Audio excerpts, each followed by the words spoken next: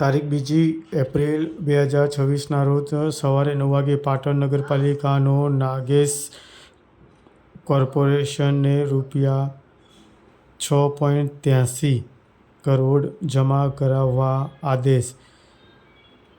Legacy waste નિકાલમાં ગેરરીતિ કરાઈ આવતા જાણવા મળ્યું હતું.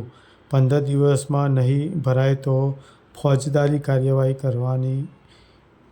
પાટણ નગરપાલિકા ચીફ ઓફિસર હિરલબેન ઠાકરે માખણીયા વિસ્તારમાં લેગસી વેસ્ટના નિકાલના કોન્ટ્રાક્ટમાં સમય મર્યાદા પૂર્ણ ન થતાં અને વ્યાપક અનિયમિતતાનો બદલ કડક કાર્યવાહી કરી છે. જેમાં કોન્ટ્રાક્ટર એજન્સી નાગેશ કોર્પોરેશનને ₹6.83 ની રકમ 15 દિવસમાં જમા કરવાની હુકમ કરવામાં આવ્યો છે.